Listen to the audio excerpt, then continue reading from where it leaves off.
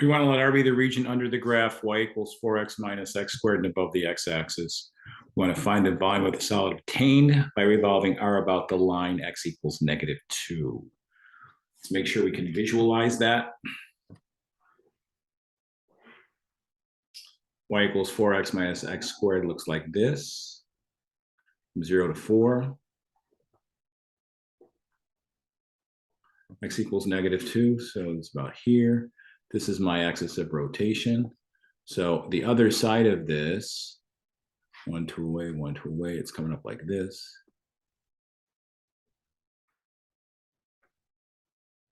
Something like that as we rotate it. So you could see that it's a fairly large solid of revolution. And we need to identify what that's going to be. How are we going to find that? Well, to answer that question, we need to identify a value x. Its height is f of x, or in this case, 4x minus x squared. We're going to go ahead and we're going to draw the box here. And what do we know? We have a cylindrical shell. And what's our usual game with these cylindrical shells? Well, what do we typically say about them? Well, again, cylinder inside a cylinder. The radius of the big cylinder is big R. The radius of the little cylinder is little r. Radius of the big cylinder, big R. Radius of the little cylinder, little r. Height h. The volume of the shell, big cylinder minus small cylinder. Big cylinder, pi r squared h. Minus little cylinder, pi little r squared h. So the volume of the shell will be what? Pi h. Big R squared minus little r squared.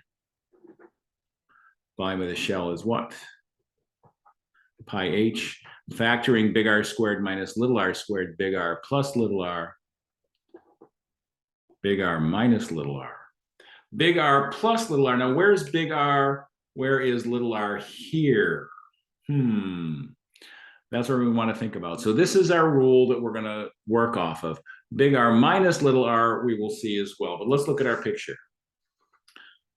If we look for his mirror image over to the other side, can we identify what that is? 1, 2, so it's somewhere around here maybe, right? Big R from the axis of rotation all the way to the end. What is that? What are we measuring? From here to here, that's just x, because remember, this is the y-axis. Maybe I'll make it thicker and put arrows on it to make sure we recognize this is the y-axis, okay? So this is y equals 0, this is y equals x. So this little piece right here is x.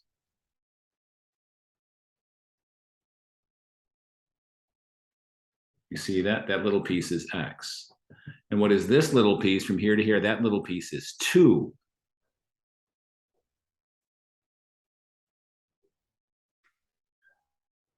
So we want to think about what is big R, what is little r. Well, big R is a little bit more than 2 plus x, whereas little r is a little bit less than 2 plus x. Here's little r.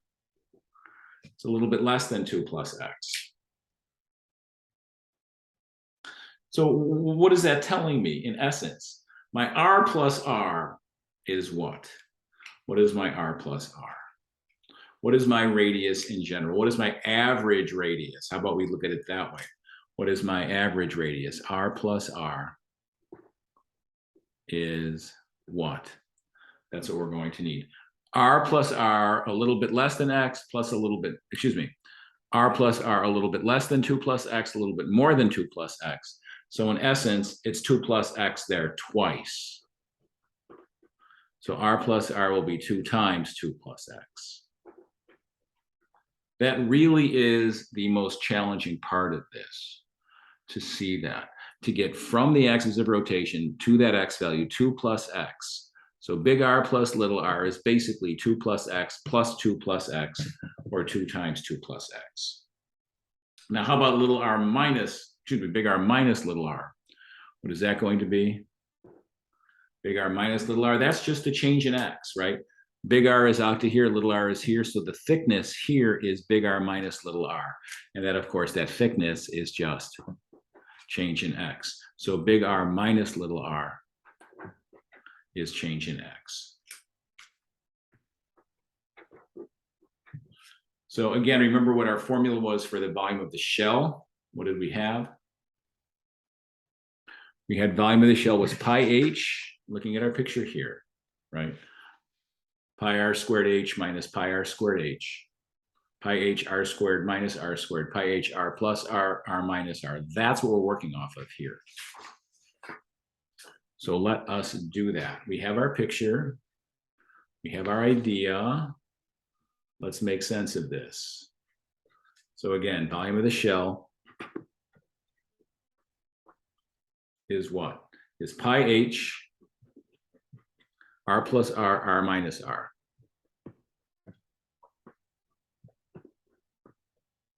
What is my h? How high does this box go? What is the height of that cylindrical shell?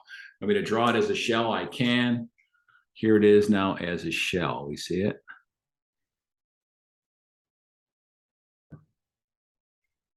The height of that is the function, y, or in this case, 4x minus x squared. So we have pi times the height, 4x minus x squared. R plus r, as we said, was what? We said r plus r was essentially 2 times this distance from the axis of rotation to x. 2 plus x, 2 times 2 plus x. And r minus r, the change in r, is going to be the change in x. That is one shell. But I need all of the shells. So what is the volume of all of the shells? I have to add them up. So we'll call it the volume of n shells. Volume of n shells is the sum of all those. Sum of pi times 4x minus x squared times 2 plus x delta x. And then what do? Then we shrink delta x to 0, increase n to infinity. So it's the volume of the solid going to be the integral. Where were we going from? What were my x values ranging from? They were ranging from 0 to 4. See if I can find that. Go to Desmos. Here it is. So the x values here, lowest x value I see is 0, highest x value I see is 4. That's our issue. So x goes from 0 to 4 of pi times 4x minus x squared times 2 plus x. And as delta x goes to 0, this becomes dx. And I don't really want to do this one by hand. I will let you do that, but I will go ahead and jump to technology to help me do this. So let's see what we have. Here is Wolfram alpha. So integrate pi times 4x minus x squared times 2 plus x.